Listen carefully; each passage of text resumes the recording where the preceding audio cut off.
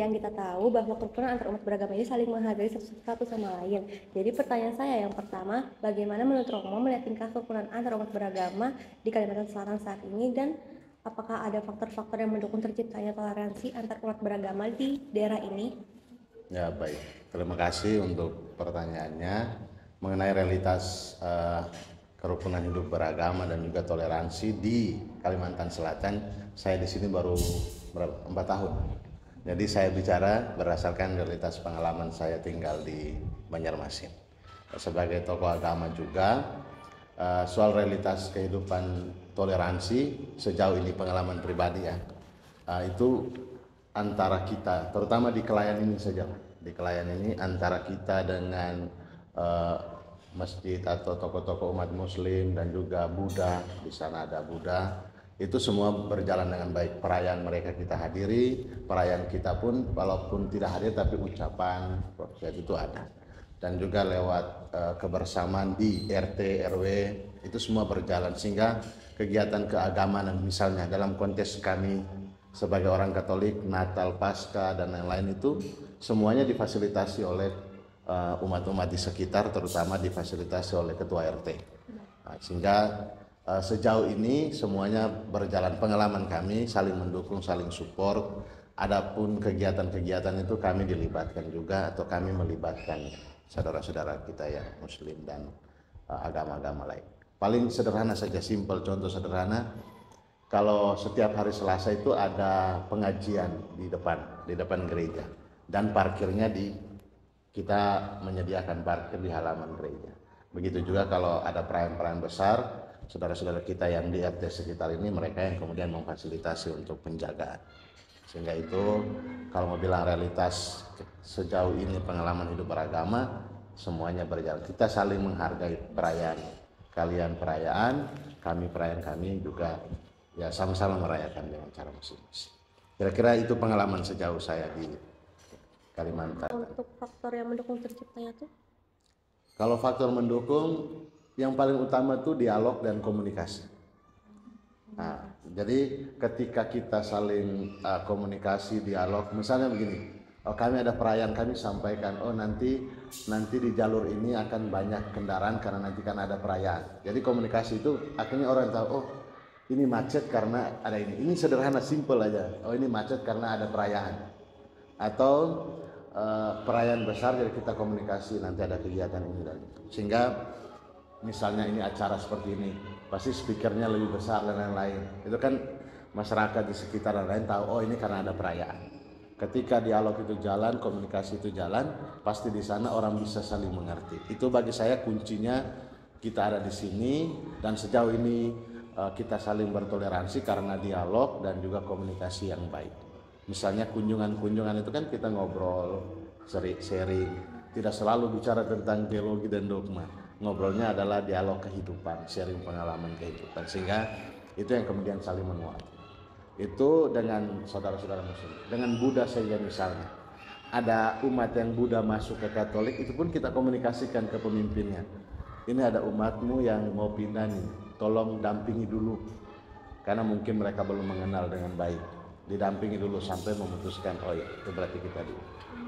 Jadi komunikasi dan dialog untuk bisa realitas. Jadi di sini saya mau bertanya seputar perda.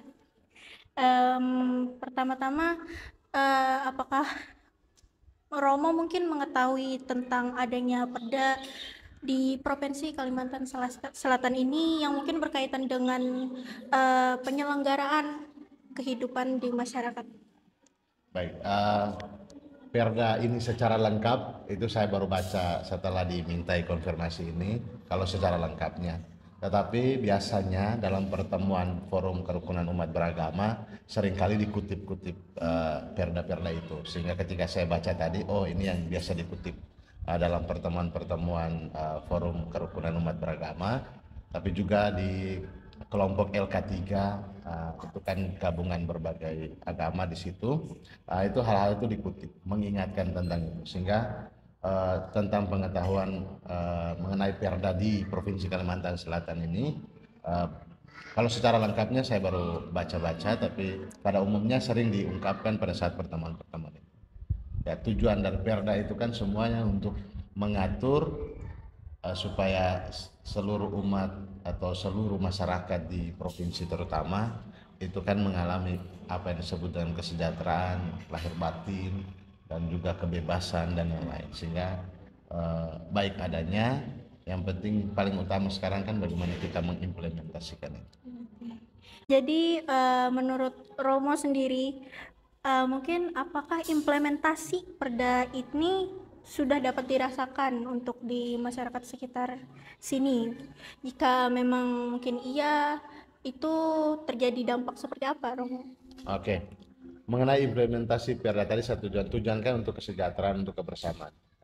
Kalau implementasi di tempat ini, soal tadi saya sudah sharingkan mengenai saling membantu dan menolong dan lain-lain. Karena tujuan kan supaya kita semua aman dan lain-lain. Ketika teman-teman dari agama lain memfasilitasi pada saat perayaan-perayaan agama Katolik, itu orang kita sendiri beribadat pun aman, nyaman, tenang. Begitu juga sebaliknya. Biasanya anak-anak muda bergabung dengan kelompok-kelompok yang lain untuk sholat id dan lain-lain. Begitu juga ada acara-acara lainnya. Sehingga itu implementasi buah yang paling real. Tapi kan di dalam dialog-dialog itu kan tidak sekedar itu saja. Tapi juga misalnya kita sama-sama memperjuangkan tentang pemilu yang damai atau memperjuangkan keadilan tertentu, berjuang bersama. Contoh sederhana terakhir itu adalah dialog mengenai lingkungan hidup. Jadi tokoh-tokoh agama tampil dengan istilahnya memberikan seminar materi tentang lingkungan hidup. Itu mau mengatakan bahwa kita semua dari berbagai sudut pandang agama berbeda, tapi kita melihat hal yang sama mengenai lingkungan hidup. Bagaimana sih kita bergerak bersama untuk menyelamatkan bumi, menyelamatkan lingkungan. Itu. Jadi implementasinya bisa dalam berbagai macam bentuk. Oke, baik. Menurut Romo, selaku tokoh agama, apa yang bisa dilakukan oleh masyarakat sekitar untuk mendukung pelaksanaan Perda di Provinsi Kalimantan Selatan saat ini? Oke. Mengenai ini berarti sasarannya masyarakat ya, masyarakat. Kami selalu gini, dari sebagai tokoh agama, saya bicara dari sisi Katolik, selalu ada seruan tentang berdialog dengan semua orang. Kita walaupun berbeda agama, tapi kita sama-sama manusia. Maka jangan sampai itu kemudian direndahkan, sehingga kemanusiaan menjadi yang utama. Itu yang pertama. Kita untuk mencapai kemanusiaan itu dengan berbagai macam jalur, dengan keagamaan kita masing-masing. Pasti setiap agama mengajarkan tentang kebaikan. Nah, itu yang pertama. Yang kedua, membuka diri. Membuka diri. Kalau dalam dokumen gereja itu Nostra Aetate itu bicara tentang begini. Setiap agama mempunyai kebenarannya masing-masing. Sehingga ketika semua masyarakat menerima itu, bahwa saya dengan agama saya meyakini hal ini. Teman-teman saya dari agama lain juga mempunyai keyakinan tersendiri. Ketika kita bisa menerima kebenaran dalam agama orang lain, maka di saat yang sama kita bisa berdamai. Istilahnya kita bisa menerima, kita bisa berdialog dan lain-lain. Ketika kita saling mempertahankan ya pasti akhirnya berbeda. Tapi ketika kita bisa menerima perbedaan itu, lalu berjalan bersama dalam perbedaan, itu akan saling memperkaya. Itu untuk masyarakat, ajakannya sederhana, membuka diri, menerima perbedaan, dan berjalan bersama dalam perbedaan. Menurut Romo, bagaimana peran pemerintah daerah dalam menjaga toleransi kehidupan bermasyarakat? Peran pemerintah daerah, sejauh ini ada namanya Forum Kerukunan Umat Beragama. Itu yang paling real yang kita alami. Lewat seminar-seminar, kegiatan-kegiatan kebersamaan, Forum Kerukunan Umat Beragama itu yang kemudian memfasilitasi. Ada juga misalnya dari program Forum Kerukunan Umat Beragama itu kan ada bedah buku bersama, contoh sederhananya. Kemudian ada kunjungan ke rumah-rumah ibadat atau ada kegiatan rohani lainnya. Sehingga dalam perjumpaan-perjumpaan itu, dalam dialog dan juga seminar-seminar itu akhirnya ya tadi, kalau bahasa anak-anak muda sekarang, kalau sudah kenal, setelah kenal sayang, setelah sayang buat aksi. Jadi ketika kita saling mengenal satu sama lain, saling menerima satu sama lain, kemudian yuk kita bergerak bersama. Sehingga itu kemudian bisa digalakan. Peran pemerintah yang paling real itu. Yang kedua adalah memfasilitasi sehingga semua umat beragama itu bisa beribadah dengan benar, bisa beribadah dengan baik, bisa beribadah dengan nyaman. Itu situasi yang paling real yang pemerintah bisa bantu dan pemerintah nyatakan yang saya alami di tempat ini. Apa saja tantangan terbesar yang dihadapi dalam menjaga kerukunan antar umat agama di Kalimantan Selatan menurut Romo nih? Tantangan paling besar ya pasti berkaitan dengan ya di mana-mana lah berkaitan dengan pembangunan rumah ibadat ataupun kebebasan beribadah. Tapi pengalaman saya di sini kebebasan orang beribadah dan yang lain tidak ada persoalan, kayak istilahnya kita saling menghargai dan yang lain. Walaupun di tempat lain atau mungkin orang mengalami mengenai tantangan soal membangun rumah ibadat. Kalau kami dalam ajaran ya kami agama Katolik lah, sejauh ini Bapak Uskup kami itu selalu mengingatkan kami kalau mau bangun rumah ibadat dan lain-lain semuanya itu dalam gereja Katolik kan punya standar jumlah umatnya sekian dulu atau memang dulu setelah itu di jumlah umatnya sekian baru boleh bisa jadi paroki atau stasi dan lain-lain. Jadi sudah ada standarnya. Jadi kalau belum sampai di titik itu pasti hanya ibadat di rumah dan lain-lain seperti lingkungan biasa, ibadat biasa saja. Tapi kalau sudah memenuhi misalnya jumlah umat di sini sudah 20-an 30-an kakak, berarti kan sudah 70-an. Nah, itu berarti mereka bisa punya kapel satu atau gereja kecil satu. Atau misalnya kami yang di sini di paroki itu pun ada standarnya. Sehingga Banjarmasin yang sebesar ini sampai di kilometer 17 sampai perbatasan dengan Kalteng sana itu hanya 3 paroki. Hanya punya 3 gereja. Karena itu gereja punya standar harus begini, harus begini. Iya, yang syarat-syaratnya. Itu.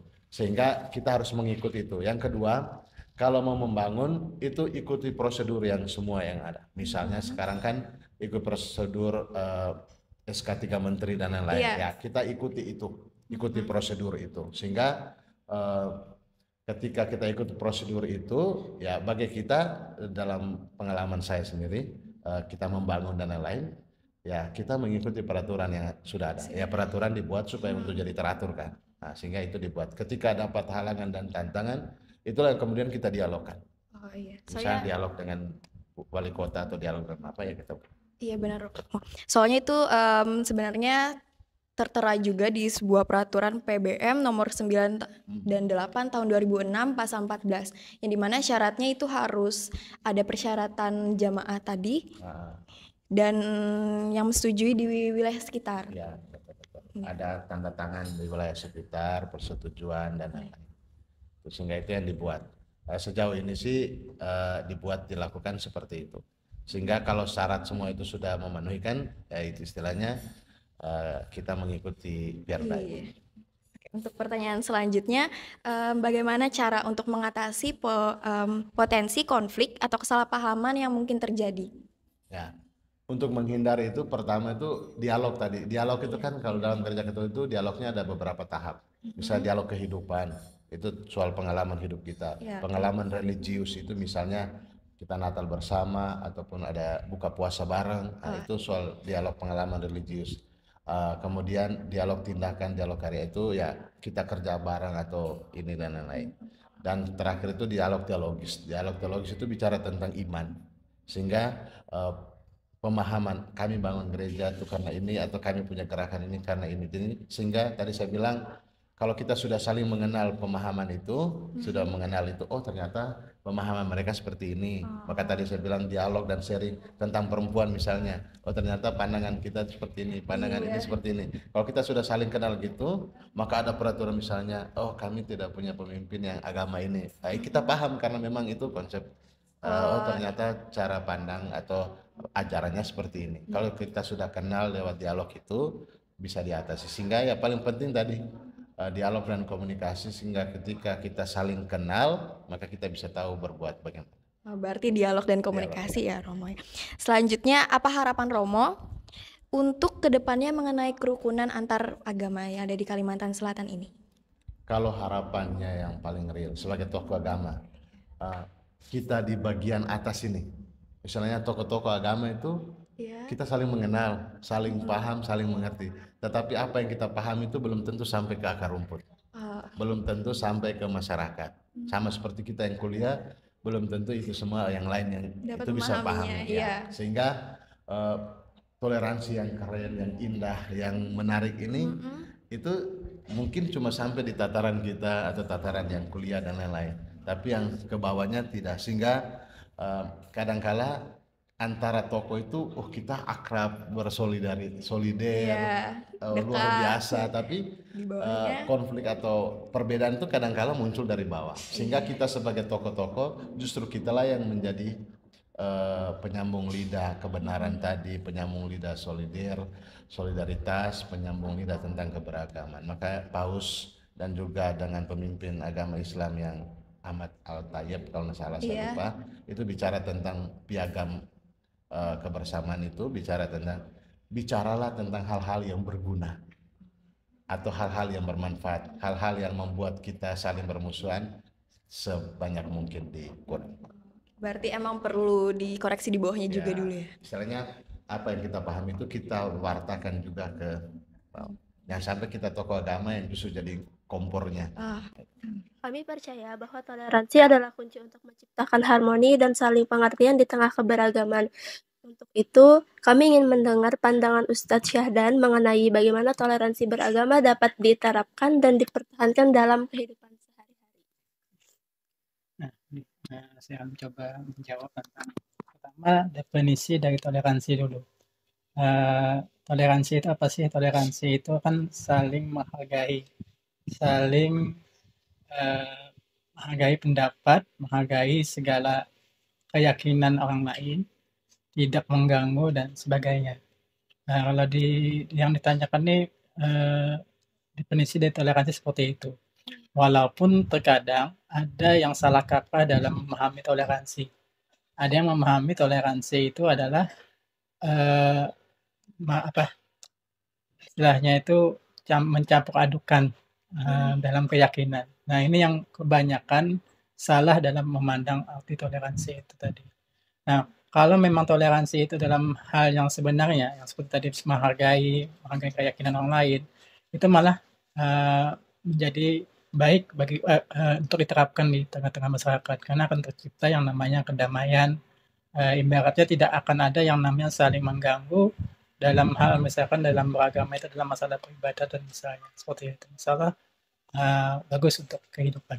Menurut Ustadz, apa saja faktor yang mendukung terciptanya toleransi antar umat beragama?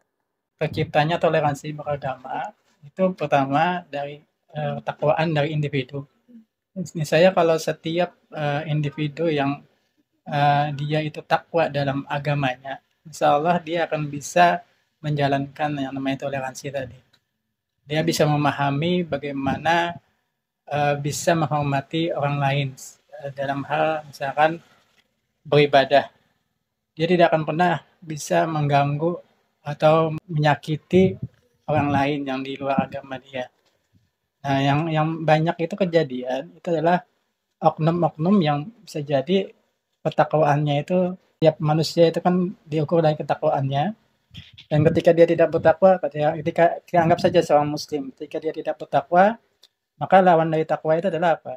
Dia adalah manusia yang tidak bertakwa. Lawan tidak bertakwa itu ya tidak bertakwa. Dia tidak akan pernah taat dengan namanya takwa itu kan taat ya, taat kepada Tuhan Sang Penciptanya. Kalau dia tidak taat, maka biasanya dia akan melakukan yang namanya keonaran di dalam kehidupan, termasuk dia tidak akan bertoleransi dengan orang lain seperti itu. Walaupun kata saya tadi ada oknum-oknum yang memang salah kaprah dalam memahami toleransi. Ketika ada seorang muslim misalkan tidak mau, kita contoh ya, ketika ada tuduhan kaum muslimin itu tidak intoleran terhadap agama yang lain, ketika dia tidak mau misalkan mengucapkan selamat hari raya kepada agama selainnya misalkan. Maka itu dikatakan intoleran. Padahal itu adalah hak dia karena dia itu keyakinan dia terkait dengan akidah. Maka dia karena dia orang yang bertakwa, maka dia tidak mau melakukan itu. Tapi ketika dalam hal yang lain, misalkan dalam hal kemanusiaan, misalkan dalam hal tolong menolong, dalam hal misalkan kerjasama gotong royong, maka itu bisa dilakukan walaupun beda keyakinan. Kita nggak mungkin kan ketika ada orang yang minta tolong, kita tanya dulu agamanya apa. Pasti kan seperti itu. Nah, makanya insya Allah dengan ketakwaan individu, setiap orang yang beragama insya Allah akan mudah melaksanakannya nama toleransi. Dan yang kedua adalah kebijakan-kebijakan dari negara. Insya Allah itu juga akan mendukung dengan peraturan-peraturannya yang untuk menjamin kehidupan bertoleransi di dalam masyarakat. Gitu. Mengenai Perda Provinsi Kalimantan Selatan tentang penyelenggaraan toleransi kehidupan bermasyarakat, bagaimana? Mengenai Perda Kalimantan Selatan ya, salah nomor 12 tahun 2022. Saya belum begitu mendalami untuk yang Perda itu, tapi yang saya tahu malah turunannya ya. Kota Banjarmasin nomor 4 tahun 2023. Yang itu malah mendapatkan ini ya, penghargaan dari Setara Institute sebagai kota toleransi. Bahkan di Banjarmasin itu sudah ada yang namanya Kampung Toleransi. Tempatnya itu kalau nggak salah itu di Kampung Gedang. Lalu di sana dipilih sebagai Kampung Toleransi karena di sana banyak sekali tempat-tempat ibadah, lengkap di sana. Masjid ada, musola ada, kelenteng ada, gereja pun juga di sana ada. Banjarmasin kan mendapatkan tadi penghargaan dari Setara, semacam lembaga survei ya, bahwa Banjarmasin adalah daerah yang toleran. Jadi itu yang saya tahu. Apakah implementasi Perda ini sudah terasa di masyarakat, dan jika iya bagaimana dampaknya? Alhamdulillah sih, kalau memang Perda tadi dijalankan, kita nggak tahu ya apakah sudah ada sosialisasi kepada masyarakat, kita belum tahu. Karena terus terang saja, saya pun tadi baru saja tahu yang Perda untuk Kalimantan Selatan, yang tahunya tadi Perda Kota Banjarmasin, itu tahunya. Tadi sempat ngobrol dengan kawan-kawan di KUA, kebetulan tadi kan kerjanya di KUA dulu. Jadi saya kerjanya di KUA, jadi ngobrol-ngobrol cari tahu nih, ada nggak Perda untuk Kalimantan Selatan? Ternyata kata kawan ada. Nah, jadi baru membuka, makanya apakah kemungkinan ada sosialisasinya ya? Ini mungkin yang pertama. Tapi kalau kita melihat saat ini ya tadi, kalau memang itu sudah dijalankan kan alhamdulillah, berarti kan buktinya sampai saat ini kan tidak pernah kita mendengar ada konflik. Apakah ini dampak dari diterapkannya Perda tadi? Ya ada kemungkinan karena mungkin saja jadi dari pemerintah, dari ulama-ulamanya, dari tokoh-tokoh agamanya itu sudah disosialisasikan Perda ini. Jadi dalam konteks kerukunan, bagaimana Perda ini menjaga keseimbangan antara kebijakan berbasis agama dan keberagaman di masyarakat? Perda ini kan dibuat tadi tujuannya pertama untuk mengawal ya supaya proses toleransi yang ada di daerah ini berjalan dengan semestinya. Ya tentu saja dari pihak yang mengeluarkan Perda dengan kebijakan-kebijakannya lalu mensosialisasikannya kepada tokoh-tokoh yang terutama ya tokoh-tokoh, karena kan umat beragama ini kan biasanya berpegang kepada tokohnya, apa kata tokohnya itu yang akan diturutinya. Nah makanya dengan kerjasama antara pengampu kebijakan yaitu pemerintah dengan tokoh-tokoh agama yang terkait dengan supaya Perda ini bisa berjalan dengan baik, maka ini sangat penting sekali. Kalau bisa dijalankan dan ada pemantauan, kira-kira pencapaiannya sudah sampai di mana? Gitu. Selanjutnya, apa peran pemerintah daerah dalam menjaga kerukunan antar umat beragama di Kalimantan Selatan, Ustaz? Pertama tadi mengeluarkan Perda tadi kan, mengeluarkan Perda, berarti Perda itu adalah sebagai awal dulu untuk menjaga kerukunan di daerah sini, di daerah ini, yaitu dengan Perda itu diharapkan akan terjadi yang namanya kerukunan antar umat beragama dengan adanya saling toleran dengan agama yang lain. Walaupun kembali ulun tekankan di sini, kita juga harus memahamkan masyarakat atau yang belum paham tentang makna dari toleransi. Karena terkadang ada tuduhan-tuduhan tadi seperti yang ulun katakan, ada tuduhan intoleran padahal dia tidak. Ya. Banyak hal-hal yang terkadang salah kaprah dalam memahami makna dari toleransi. Padahal yang namanya toleransi itu adalah tidak saling mengganggu. Tidak saling mengganggu, tidak saling menghujat, tidak saling menyalahkan. Ya, kan dalam Islam itu kan jelas ya. Lakum dinukum waliyadin aturannya. Jelas itu. Bahkan ini menjadi landasan bagi seorang muslim ketika dia bergaul dengan agama lain jadi mungkin kita harus meluruskan makna dari toleransi itu. Toleransi itu cukup tidak mengganggu, tidak saling menghujat, biarkan mereka beribadah dengan agama. Pertanyaannya, menurut Ustadz, apa arti toleransi antar umat beragama dalam kehidupan sehari-hari di Kalimantan Selatan? Intinya saling menghargai, tidak saling menyakiti ya, sesama antar pemeluk agama. Intinya toleransi seperti itu. Toleransi itu harus mau ikut diajak ibadah mereka. Kita harus toleransi. Mau mengucap selamat kepada mereka. Padahal terus terang saja, ketika terjadi survei pun ditanyakan kepada mereka yang misalkan umat Kristiani ya. Ketika misalkan umat Islam itu tidak mengucapkan selamat kepada mereka, apakah mereka tersinggung? Ternyata mereka tidak pernah tersinggung. Yang masalah itu kebanyakan adalah perasaan-perasaan yang dimainkan oleh umat muslim sendiri. Ketika aku tidak mengucapkan selamat, jangan-jangan mereka tersinggung. Sama ketika kita mengucapkan Assalamualaikum ya, makanya MUI kan ada mengeluarkan fatwa ya. Fatwa yang terbaru kan haram mengucapkan salam lintas agama. Jadi ini sebenarnya tujuan MUI adalah untuk menjaga akidah umat.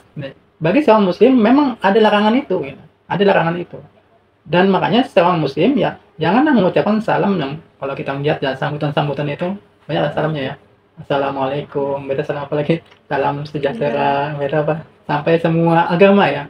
Padahal kalau kita tanya kepada mereka itu mereka juga nggak mengharapkan itu. Kita cukup mengucapkan salam pun mereka sebenarnya tidak masalah. Ketika kita menyebut mereka kafir pun, seandainya kita tanya jujur kepada mereka juga nggak masalah. Apalagi kalau mereka tahu arti kata kafir itu. Kafir itu kan artinya dalam bahasa Arab kan artinya tertutup. Mending kata kafir daripada non-muslim. Dari kata bahasa Indonesia saja terbagus non-muslim lah.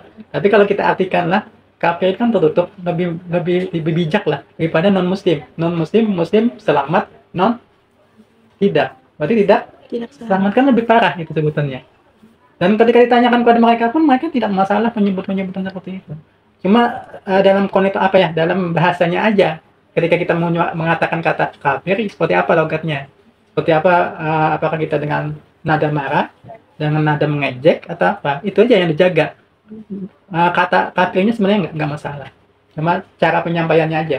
Kalau kita sambil menunjuk, menyebut dia kafir, atau sambil mengejek, ya jelas itu tidak diperbolehkan. Agama manapun tidak memperbolehkan seperti itu. Tapi kalau kita sekedar mengucapkan untuk membedakan saja, ini muslim, ini kafir, ya itu nggak masalah.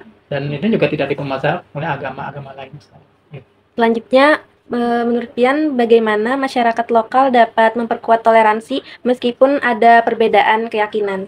Nah, kalau masyarakat, kalau kita lihat sih nggak masalah dalam kehidupan mereka sehari-hari, dalam bergaul. Dalam agama pun kan ketika itu masalah kemanusiaan, masalah sosial kan nggak masalah. Tidak ada larangan juga dalam agama. Kita misalkan seorang muslim membantu tetangga kita yang melain agama dengan kita kan malah dianjurkan juga. Karena dianjurkan kan, bahkan dalam Islam pun menyakiti seorang orang kafir yang mereka itu tidak pernah berbuat jahat dengan kita, itu malah kita dikatakan menyakiti hati Nabi. Itu menyakiti hati Nabi ketika kita menyakiti mereka. Makanya Islam itu luar biasa seperti itu. Kalau kita melihat di daerah itu mayoritas Islam, insya Allah kerukunan itu terjaga. Untuk pertanyaan terakhir dari kami, apa harapan Ustadz terhadap penerapan Perda Banua Syariah ke depan agar tetap mendukung kerukunan antar umat beragama? Kayak Perda toleransi yang ada itu, Perda toleransi tadi yang nomor 12 tahun 2022. Harapan ulun ya tadi asal dijalankan dengan baik, tidak sekedar proyek ya. Kadang ada juga kebijakan itu adalah proyek ya. Di Kementerian Agama ada yang namanya moderasi. Di kebijakan pemerintah ada yang namanya toleransi. Bahkan di Banjarmasin ada kampung moderasi, ada kampung toleransi. Dan dua-duanya sama. Karena ini masing-masing punya proyek yang beda. Ya, asal jangan sekedar itu, hanya sekedar proyek lalu tidak dijalankan dengan semestinya. Ya tadi, kalau bisa disosialisasikan dan setelah itu dipantau perkembangannya setiap saat. Dan kalaupun jadi ada gesekan, itu harus peka ya, harus peka. Sedikit saja ada gesekan, itu langsung turun pemerintah beserta tokoh-tokoh agama, mengumpulkan tokoh agama untuk meredam gesekan-gesekan itu. Jangan sampai yang mulanya asap lalu menjadi api. Jangan sampai seperti itu. Langsung apa ya? Jangan sampai menunggu gesekan-gesekan tadi meluas menjadi konflik yang tidak kita inginkan dari seperti itu. Itu harapannya. Benar-benar dijalankan perdanya. Hanya jangan sekedar muncul perda, selesai proyeknya, udah keluar dananya, lalu adakan acara sosialisasi tanpa ada pemantauan. Habis jangan di situ aja, makan-makan dan sebagainya, udah nggak dipantau gitu. Nggak ada evaluasinya juga nggak ada. Nah, kita harapkan perdanya dijalankan, ada pemantauan dan ada evaluasi dan untuk peningkatan ke depan. Kesimpulan dari wawancara yang telah kami lakukan bahwa toleransi antar umat beragama, khususnya di Kalimantan Selatan, pada umumnya merupakan wujud kebersamaan dan keberagaman. Dari sudut pandang Ustadz, perda bernuansa syariah ini tidak hanya bertujuan untuk memperkuat nilai-nilai Islam, tetapi juga mengajarkan keadilan dan keharmonisan yang menghormati hak-hak umat beragama lain, namun tetap berdasarkan nilai-nilai dan syariat Islam. Sementara itu, dari perspektif Romo Katolik, toleransi adalah fondasi penting dalam kehidupan bermasyarakat. Romo menekankan pentingnya dialog antar agama untuk saling memahami dan menghilangkan prasangka. Beliau melihat perda bernuansa syariah sebagai bagian dari kekhasan lokal yang perlu dijalankan dengan tetap menjunjung tinggi Pancasila dan kebebasan beragama. Keduanya sepakat bahwa keberagaman adalah kekuatan, bukan hambatan. Dengan saling menghormati, mendukung, dan menjaga komunikasi, masyarakat Kalimantan Selatan dapat menjadi contoh nyata kerukunan di Indonesia. Itu saja kesimpulan yang dapat saya sampaikan. Sekian dari saya, terima kasih. Wassalamualaikum warahmatullahi wabarakatuh.